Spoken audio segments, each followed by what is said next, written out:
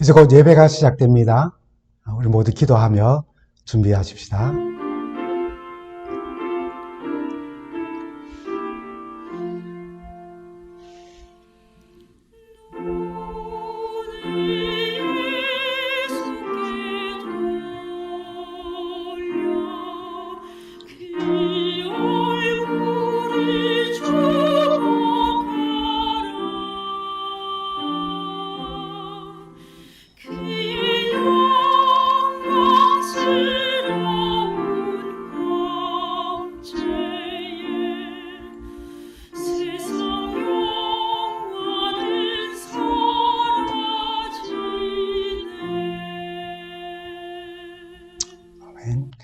우리도 함께 찬미 514장 찬미를 부르며 예배를 시작하겠습니다. 514장입니다.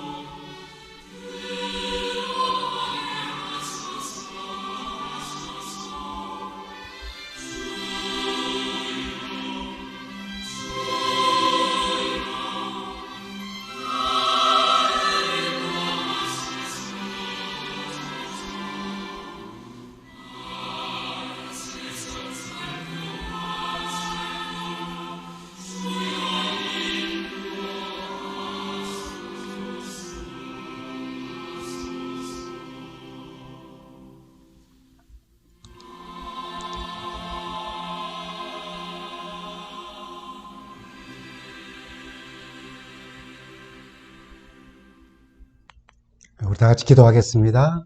하나님 아버지, 오늘 저희와 함께 하시고 우리가 부른 찬양처럼 항상 우리와 함께 하시는 그 놀라우신 사랑을 인하여 감사드립니다. 오늘 이 예배가 어디에서 이 예배를 맡든지 또 함께 하든지 하나님의 풍성하신 은혜와 동행하시는 은혜가, 그리고 친히 말씀하시는 은혜가 이 예배를 통하여서 우리가 경험되게 하여 주시옵소서.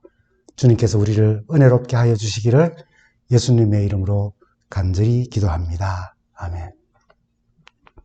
우리 찬미 한 장 더 하겠습니다. 508장입니다. 508장입니다.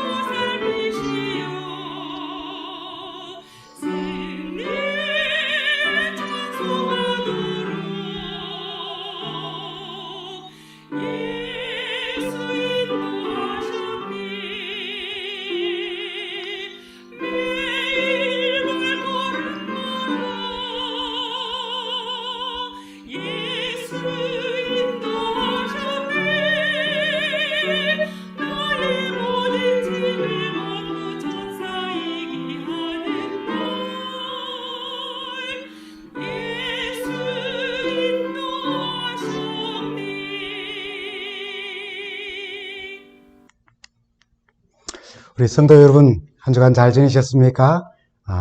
이렇게 또 기쁨으로 또 교회에서 또는 이 온라인 방송으로 여러분을 뵙게 돼서 반갑습니다.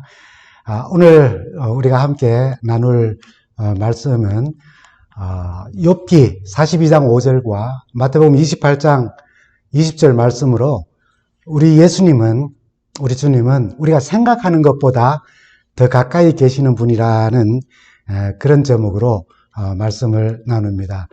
여러분, 어린이들이 좋아하는 그림책, 그 원리를 찾아라라고 하는 그 책 잘 아시죠?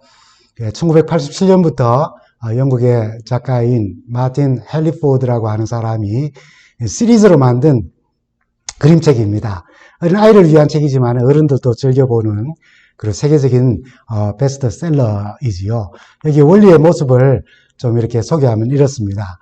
이렇게 뭐 빵모자에 붉은 이렇게 이 방울이 달린 모자, 동그란 뿔테 안경, 그리고 흰색과 빨간색이 섞인 줄무늬 상의를 입고 지팡이를 들고 있는, 그래서 이 비슷한 옷차림을 한 수많은 사람들 속에서 이 원리를 찾아내는 그런 내용의 책입니다. 한 페이지를 여러분 소개해 볼게요. 이건 바닷가에 있는 이 원리를 찾아라입니다. 여러분 어떠세요? 저는 도저히 찾을 수가 없었습니다. 미리 찾아서 동그라미를 좀 보여서 그려서 이렇게 보여드리고 싶었는데 그게 잘 안 되었습니다. 여러분 책의 첫 페이지에서 다음 페이지로 넘어가면은 이 마을이 나오고 바닷가가 나오고 또 기차역 등 우리 주변에 흔히 보는 그런 장소에서부터 또 시간 여행, 이렇게 원시 시대로부터 미래까지를 이렇게 배경으로 하고 또 역사적인 아주 중요한 장면을 배경으로 만들었기 때문에 난이도가 점점 더 높아집니다. 저희들한테는 참 어려운 숙제인데 아이들은 참 잘 찾아요. 재미있는 것은 이 코비드 팬데믹 때문에 원리를 찾아라라고 하는 패러디가 나왔다는 겁니다. 이 패러디를 한번 좀 소개해 볼게요. 굉장히 재미있습니다. 사회적 거리두기를 실천하는 원리를 찾아라라고 하는 이 황당한 웃음과 재미를 더해주는 책입니다. 누군가가 이렇게 패러디를 만들었어요. 여러분 앞에 있는 그림과 한번 비교해 보십시오. 굉장히 쉽습니다. 이 원리를 찾기가 이 코비드 패러디입니다. 혈압이 높은 분들이나 성격이 급한 분들에게는 바로 이 책을 권해드립니다. 원리를 찾아라는 그림책에서도 우리가 교훈을 얻을 수가 있어요. 원리는 한번 찾기 시작하면 참 재미가 있어집니다. 찾기가 좀 더 쉬워집니다.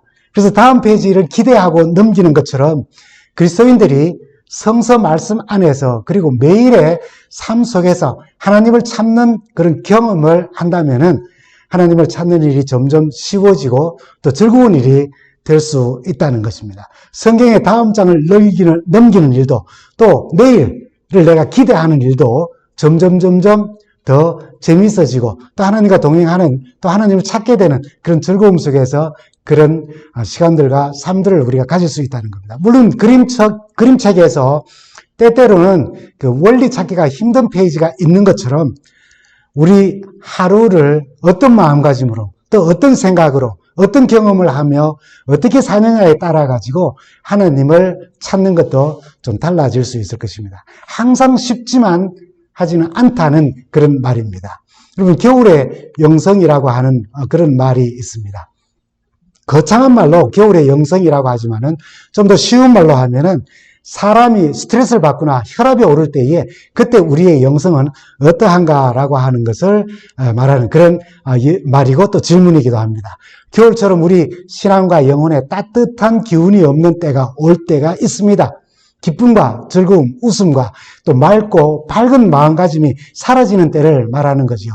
직장을 잃거나 사업에 실패를 하거나 믿는 사람으로부터 배신을 당하고 재정적인 손실을 당할 때에 진심으로 사랑했던 사람 또는 가족이나 친구를 잃을 때 그런 현실이 그냥 오는 것이 아니고 우리가 열심히 기도했고 열심히 교회와 이웃과 하나님을 섬기며 봉사하였는데도 오히려 원치 않는 그런 나쁜 일들이 일어날 때입니다. 이런 일들은 영혼을 또 우리 믿음과 신앙생활을 겨울처럼 냉랭하게 만들 수 있다는 것이죠. 그러나 이런 불행한 일들이 겨울의 영성을 드러내는 특징은 아닙니다. 이러한 견디기 힘들고 어려운 경험을 하면서 마치 하나님이 계시지 않는 듯한 느낌, 하나님이 원리를 찾아라라고 하는 그 페이지에, 어려운 페이지에 숨어 있는 것처럼 하나님도 그렇게 숨어 계시는 듯한 느낌이 들 때입니다. 아무리 찾으려고 해도 잘 찾을 수가 없다고 느끼는 그런 때이죠. 시편 88편 13절과 14절에 우리에게 이렇게 시편 기자는 기록합니다. 주님, 내가 주님께 부르짖고 첫 새벽에 주님께 기도드립니다. 주님, 어찌하여 주님은 나를 버리시고 주님의 얼굴을 감추십니까? 라고 그렇게 말합니다. 이렇게 부르짖는 시편 기자의 간절히 부르짖고 기도하는 그런 상황인데도 하나님은 침묵하시고 그분이 존재하지 않는 것처럼 느껴지는 것이 가장 견디기 힘들고 고통스러운 시간이라는 것입니다. 영혼의 겨울은 단순히 이런저런 나쁜 일들이 일어났기 때문이 아니라 그런 어려움 가운데서 하나님을 만날 수가 없다거나 또 그분은 내 기도에 응답하지 않으신다고 생각될 때입니다. 무소부재하시다고 우리가 배웠지만은 여기 내 고난 속에는 계시지 않는 것처럼 느껴지는 때입니다. 성경에 이런 경험을 아주 뼈저리게 한 인물이 있죠. 그 중에 욥의 생애를 통해서 우리 겨울의 영성을 한번 생각해 봅니다. 근데 여러분, 겨울이 오기 전에 욥이 가졌던 영성을 한번 볼까요? 고난이 오기 전에 욥의 삶을 우리가 잘 알고 있습니다. 그는 참 엄청난 부자였습니다. 참 멋지게 살았어요. 정말 부럽고 풍요로운 삶을 살았던 사람입니다. 우리가 성경을 찾지 않지만 2절과 3절을 보면, 욥기 1장 2절과 3절을 보면 아들이 7 있고 딸이 3이 있고 양이 7,000마리에다가 낙타가 3,000결이, 그 당시에 낙타는 지금으로 말하면 자동차와 같은 겁니다. 그래서 아마 페라리나 뭐 이런 아주 좋은 차들이 지금은 여러 대를 가지고 있다는 의미가 낙타 3,000마리라고 합니다. 결의소 500쌍, 암나귀가 500마리 정도 아주 많이 있었고 동방에서 어떤가는 부자였습니다. 그의 신앙이라 해서 하나님께서는 이렇게 평가를 해 주셨어요. 이 세상에는 그 사람만큼 흠이 없고 정직한 사람, 그렇게 하나님을 경외하며 악을 멀리하는 사람은 없다라고요. 그의 풍요로운 삶에 대하여 하나님도 그를 흠이 없고 정직한 사람이며 그렇게 하나님을 경외하며 악을 멀리 떠나 있는 사람은 없다고 칭찬하셨어요.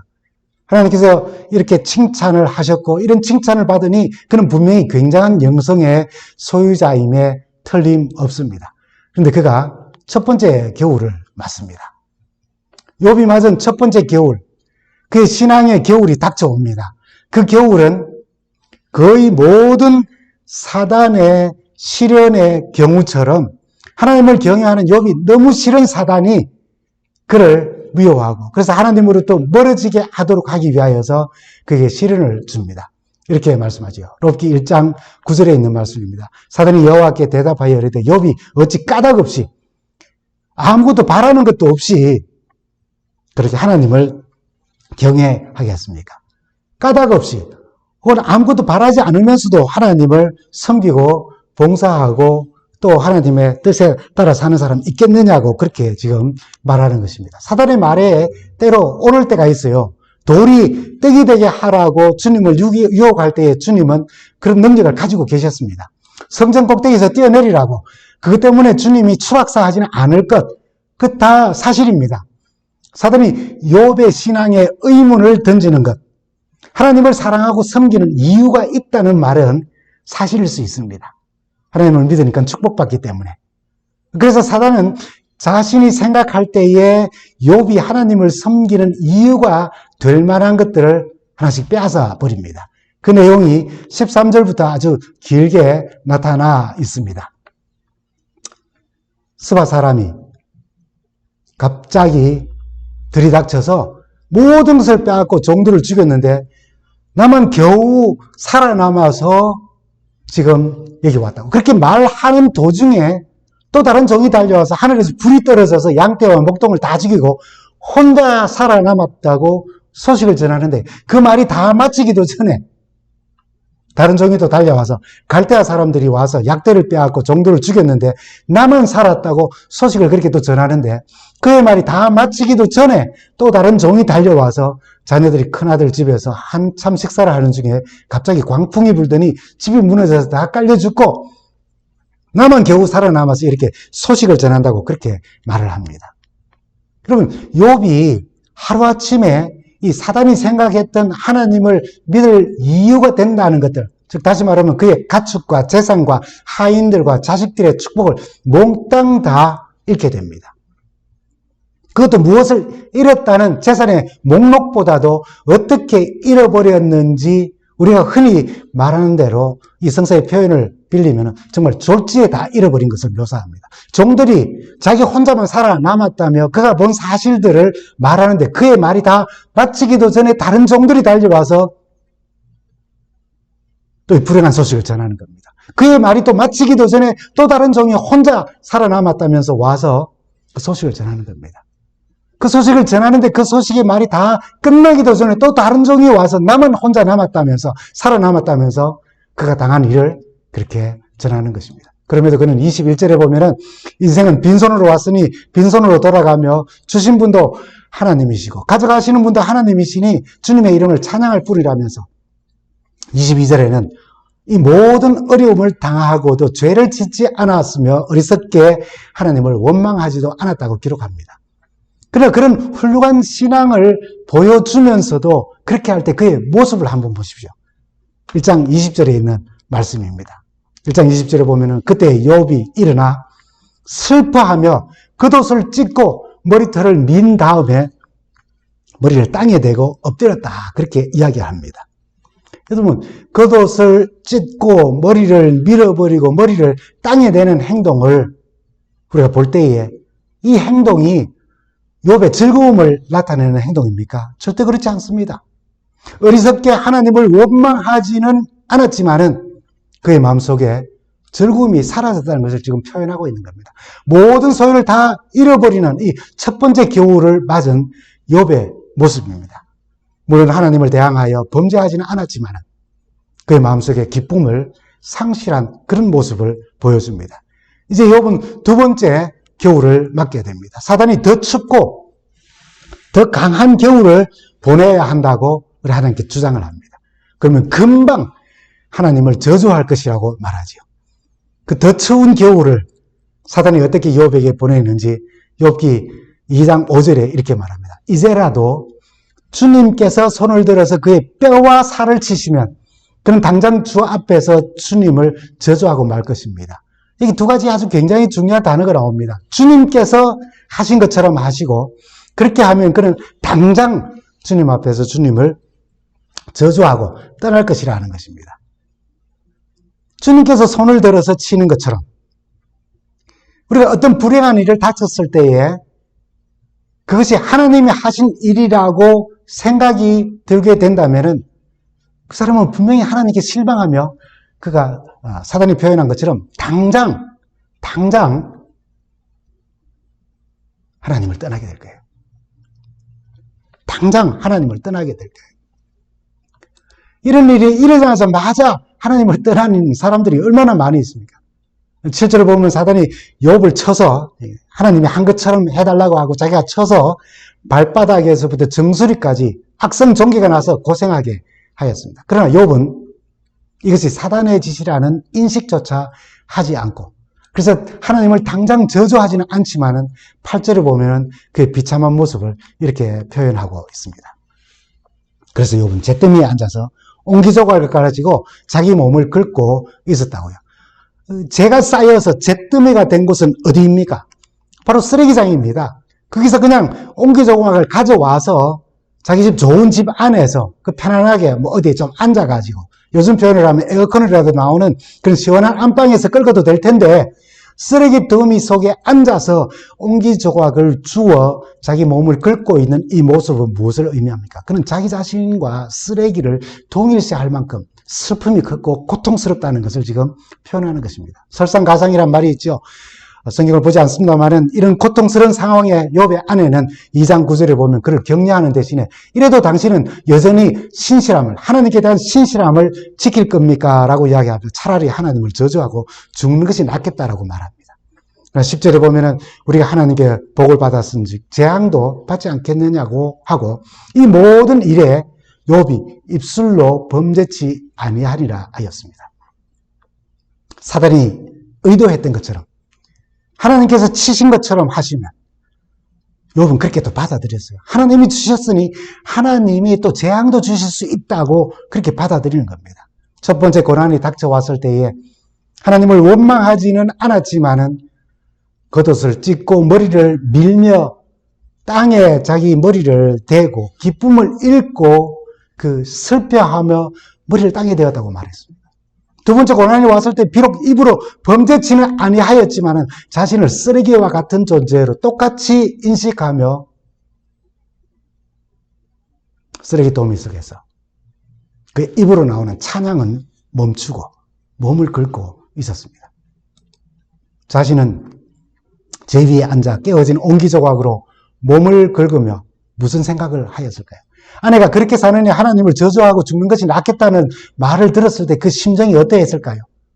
욥이 머리를 땅에 대며 괴로워하고 입술로 말로 하나님을 저주하지는 않았지만 그 모습은 그가 하나님을 이해하기 위해서 애쓰고 있는 모습으로 보여지지 않습니까? 재물도 잃고 건강을 잃어버리는 이 두 번째 겨울을 맞은 욥의 모습을 봅니다. 이제 욥이 맞은 세 번째 겨울을 우리가 생각해 볼 수 있습니다. 2장 11절부터 보면은 친구들이 욥을 찾아옵니다.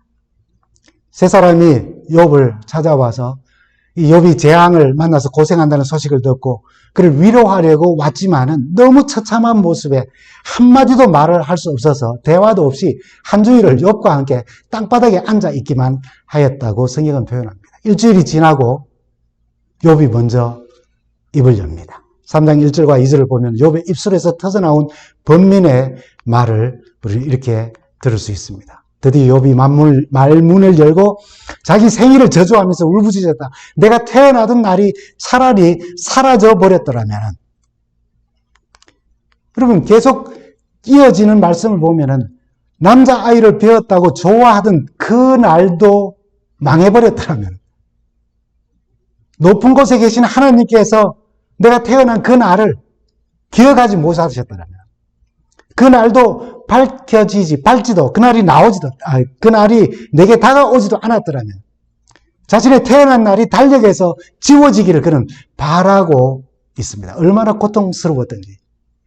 그리스도인들이 믿음으로 신앙생활을 하는데 고난을 당하는 순간만큼 그것을 이해하고 받아들이기에 아마 가장 힘든 순간이며 시간이 되지 않습니까?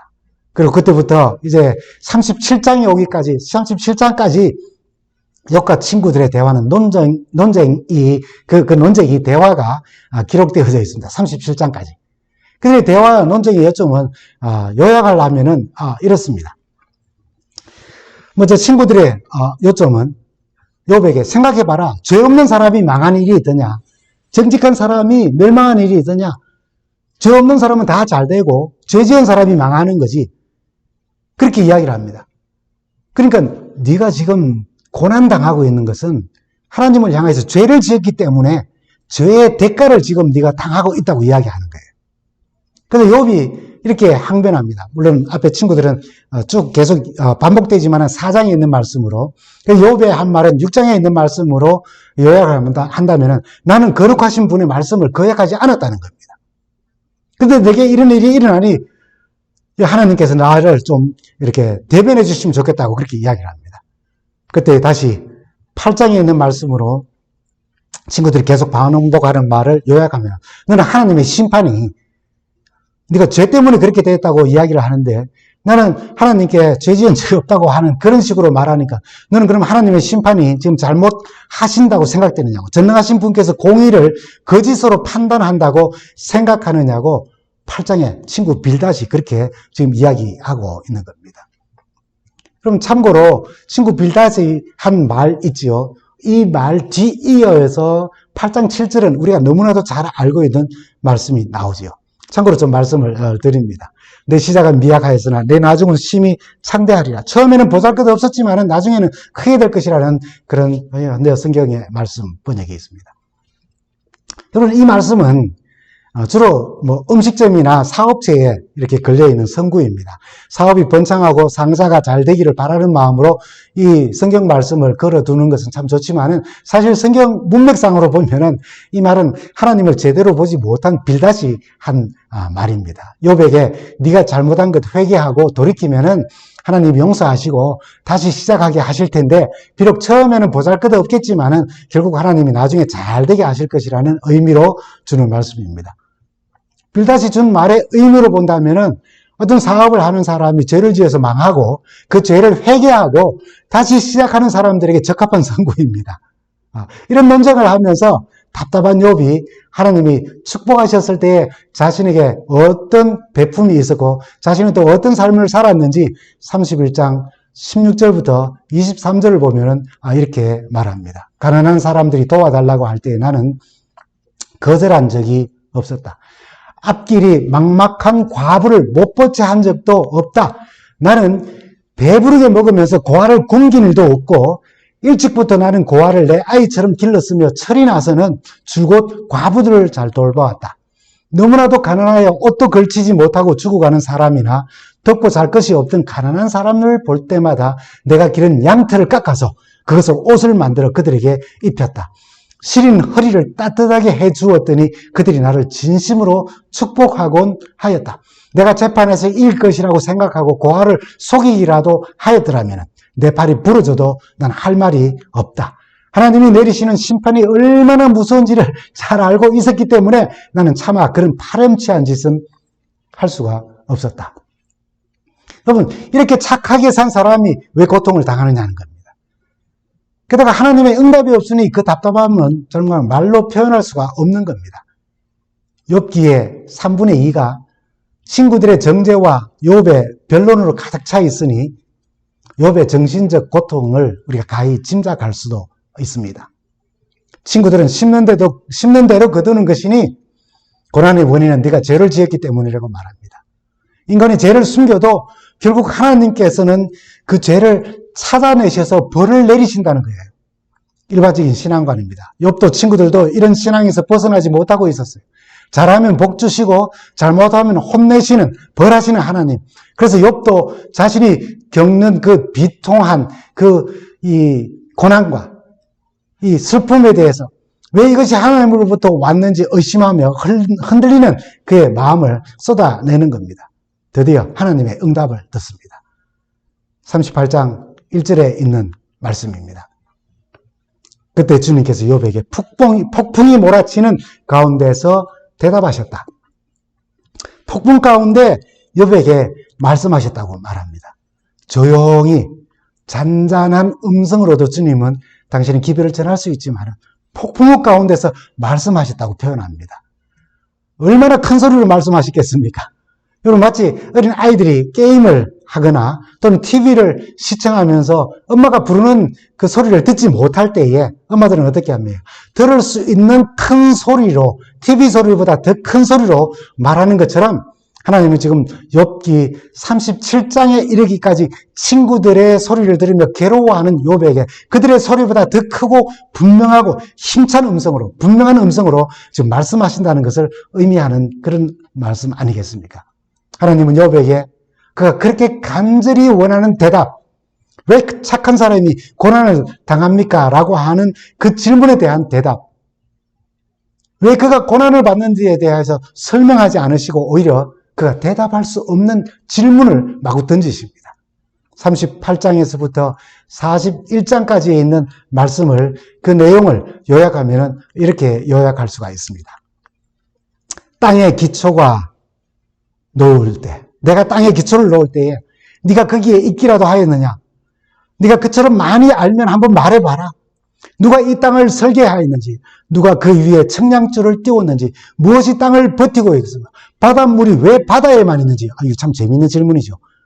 누가 새벽이 오고 대낮이 오게 하는지, 바닷속 바다까지 내려가 보기는 했는지, 죽고 나서 가는 곳에 가보기나 해봤는지, 빛이 어디서 오는지, 어둠의 근원이 어디에 있으며 무엇이 하늘의 별을 다스리고 있는지, 말은 왜 힘이 센지, 이것도 참 재밌는 질문이죠. 말이 왜 힘이 센지, 누가 독수리로 하여금 긴 날개를 보고 하늘을 날게 했는지, 내가 스스로 옳다 하려고 내게 잘못을 덮어 씌우느냐, 왜 하나님 내게 이런 일이 있게 하냐고 하는 그런 말들 말입니다. 하나님의 이 질문의 의미가 무엇일까요? 비록 욥이 괴로워하며 던진 그 질문에 대한 실제적인 답은 없지만 하나님의 이 질문을 통하여서 첫째는 하나님의 창조의 능력과 그 모든 것은 당신의 섭리 안에 두시고 당신의 창조물을 돌보고 계시다는 사실을 말씀하신 거예요. 두 번째는 우리가 일상의 일로 보며 아무 느낌 없이 지내며 보았던 모든 것들, 땅, 바다, 새벽에 오고 밤에 오는 일, 빛과 어둠의 근원, 비가 내리고 마른 땅에서 싹이 돋아나는 일들, 그 일상의 일을 하나님이 주관하시기에 바로 그 일상에 하나님이 계시다는 겁니다. 바로 곁에, 우리 곁에 하나님이 계시다는 사실을 지금 이야기하신 거예요. 욥은 하나님이 그의 일상 가운데 계심을 잠시 잊은 것입니다. 일상 속에 계신 하나님, 비록 그가 음성으로, 모습으로 보지 못한다고 멀리 계시는 것이 아니라 정말로 가까이 계신 하나님을 그가 잠시 잊은 것입니다. 여러분, 흔히 우리가 그런 이야기 하지 않습니까? 개미가 기차 지나가는 거 알까? 개미의 존재조차도 모르는 것입니다. 그러나 기차는 항상 그 길을 지나가고 있습니다. 근데 하나님이 질문을 듣고 그 질문에 대답을 할 수가 없어서 대신 이렇게 그는 간증을 합니다. 욥기 42장 5절에 있는 말씀이죠. 내가 죽게 대하여 귀로 듣기만 하였사오나 이제는 눈으로 주를 배움나이다. 전에 자신의 신앙의 근거가 귀로 듣던 것에 바탕한 신앙이었다고 그렇게 이야기합니다. 그래서 현대의 번역은 이렇게 번역하죠. 전에는 내가 소문으로만 주님에 대해서 들어왔습니다만 이제 이 두 눈으로, 내 눈으로 주님을 똑똑히 뵙고 있군요 라고요. 여러분, 그의 간증의 의미를 조금 더 깊이 한번 생각해 봅시다. 그는 흠이 없고 정직하였고 하나님을 경외하며 악을 멀리하는 그런 사람이었다고 그렇게 말합니다. 그런데 그렇게 좋은 믿음을 가지고 하나님을 경외하며 악에서 멀리 떠난 사람이었다는 그런 칭찬을 받을 때에 그가 가지고 있던 신앙은 하나님께 대한 믿음, 신앙생활이 소문에 근거한 것이었다는 거예요. 좀 재밌는 표현이지 않습니까? 그가 들은 소문이 무엇입니까? 그가 의지하고 바탕을 두고 근거를 두었던 하나님께 대한 소문이 뭘까요? 그가 새 친구들과 논쟁하는 그 내용을 통해서도 우리는 알 수 있어요. 단순하게 말하면 하나님을 잘 믿으면 복 받고 죄를 지으면 잘못하면 벌 받는다는 그런 하나님입니다. 완전히 틀린 말은 아니겠지만은 이 말은 틀린 잘못된 신앙을 하게 하는 근거가 될 수 있어요. 복 받으려고 하나님을 믿는 것입니다. 그래서 열심히 믿고 이웃을 돕고 봉사하며 하나님의 뜻을 따라 살았는데 고통을 당하게 되면은 자기가 하나님에 대하여 들은 내용과 모순되기 때문에 혼란에 빠지는 것입니다. 믿으면 복 준다더니 왜 내게 이런 일이 일어나느냐, 그런 식이죠. 그런데 이제 욥은 하나님의 음성을 듣고는 하나님을 보았다고 말하고 있어요. 나는 지금까지 하나님을 본 것이 아니었구나라고 하는 말과 같은 것입니다. 깨달을 때에 보이지 않지만 이제 내가 하나님을 본다고 말할 수 있는 거예요. 이 경험은 욥에게 믿음의 의미를 새롭게 가르쳐 주었습니다. 고난이 오면 죄를 지었기 때문에 하나님이 멀리 떠나 계시고 축복을 누릴 때는 내가 의로워서 내가 잘해서 하나님 보시기에 받을 만하여서 하나님이 내 가까이 계시는 그런 분이 아니라 내 삶이 어떠하든지 변함없이 하나님은 우리 가까이 계신다는 것을 그가 깨달은 것입니다. 그리고 이제 비로소 내가 옛날에는 소문으로 들은 것으로 믿음의 근거를 뒀는데 이제는 내 눈으로 직접 보며 이제 하나님을 믿게 되었습니다 라고 말하는 것입니다. 사실은 귀로 들었으면서 그런 눈으로 보았다고 말합니다. 그의 폭넓은 믿음의 이해를 표현한 말입니다. 여러분 우리가 잘 알고 기억하는 메모리하고 있는 마태복음 28장 20절의 말씀입니다. 볼지어다 내가 세상 끝날까지 너희와 항상 함께 있으리라 하시니라. 우리 다 암기하는 말씀이죠. 그러나 여러분 이 약속에 대해 우리가 느낌의 방식으로 내 기분에 따라서 내 감정에 따라서 내가 느끼는 방식으로 주께서 나와 항상 함께 하신다는 것을 고백하는 말씀이 아니에요. 믿음의 방식으로 주께서 나와 함께 하심을 알고 고백하는 것입니다. 주님은 한 번도 우리를 떠나신 적이 없습니다. 다만 우리가 실수나 잘못된 신앙생활을 했을 때에 죄책감이 들며 주님이 떠나셨다는 느낌을 우리는 갖게 됩니다.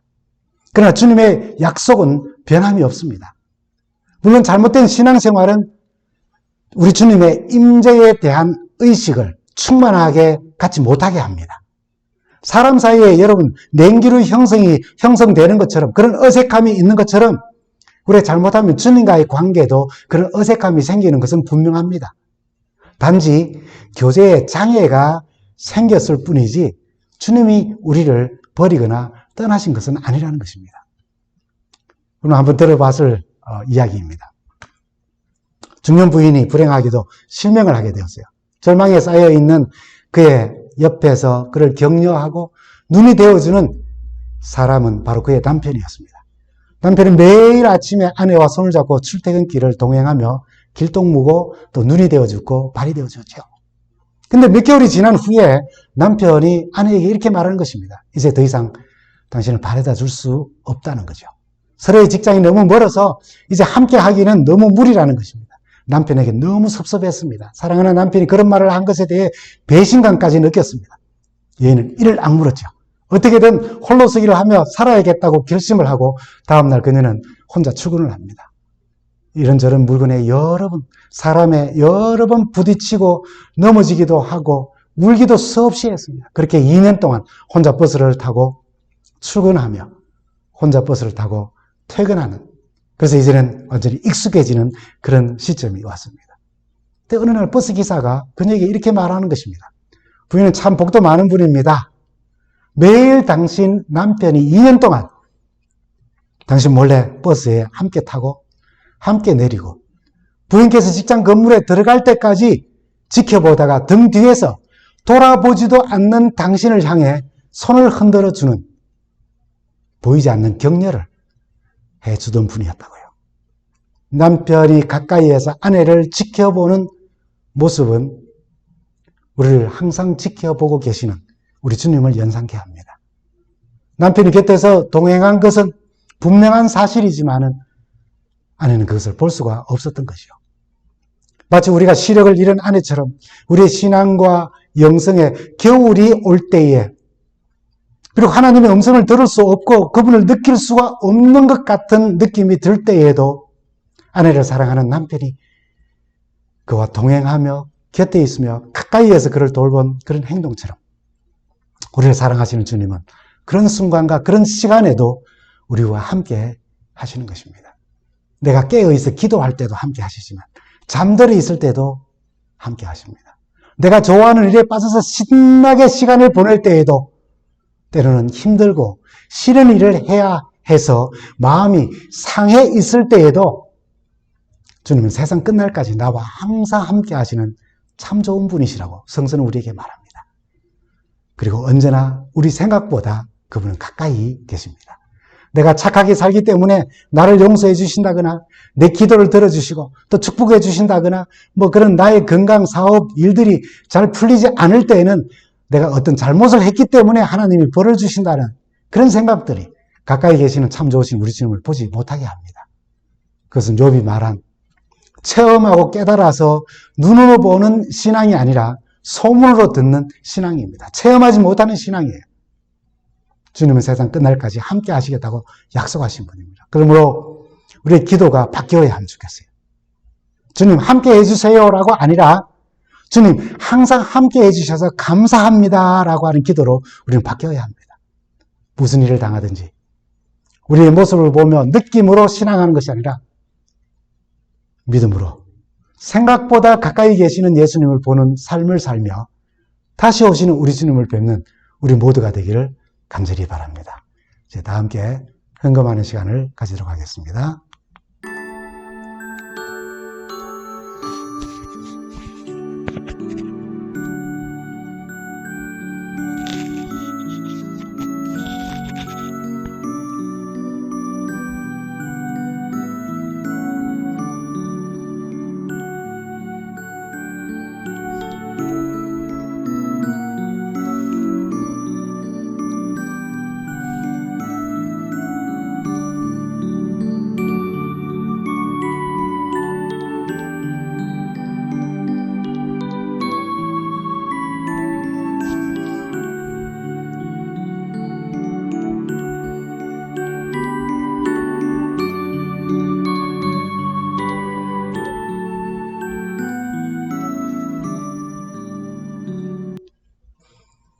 우리 다 같이 찬미하겠습니다.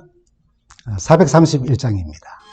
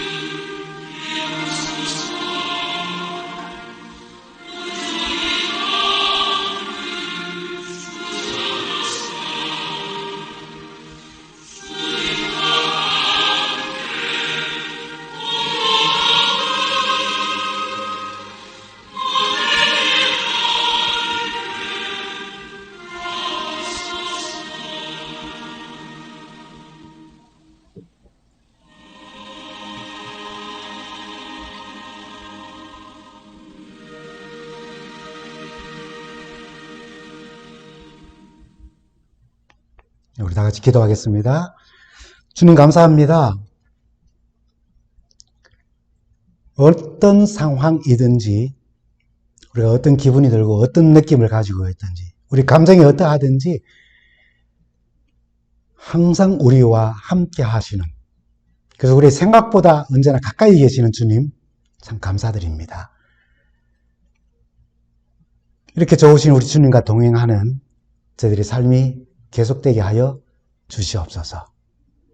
오늘 우리 하나님의 사업을 위하여 또 11조를 통해서 자신의 신앙을 또 표현한 모든 분들의 삶을 축복하시고 또 드려진 예물들이 목적을 따라서 사용되어지면서 복음 사역에 귀히 쓰여지고 많은 사람들이 주의 사랑을 깨닫는 그런 축복된 재정으로 잘 사용되어지게 하여 주시옵소서. 오늘 주신 말씀이 오늘 이 안식 우리의 삶을 움직이게 하시고 또 한 주간의 삶을 움직이는 힘이 되게 하시며 그리고 우리가 더 큰 기쁨으로 또 주님을 뵙는 우리 다음 안식일 맞게 하여 주시옵소서. 예수님의 이름으로 간절히 기도합니다. 아멘. 여러분 한 주간도 또 이 안식일도 행복한 시간 보내시고 저와 더불어 동행하는 참 좋은 시간 되시길 바랍니다. 감사합니다.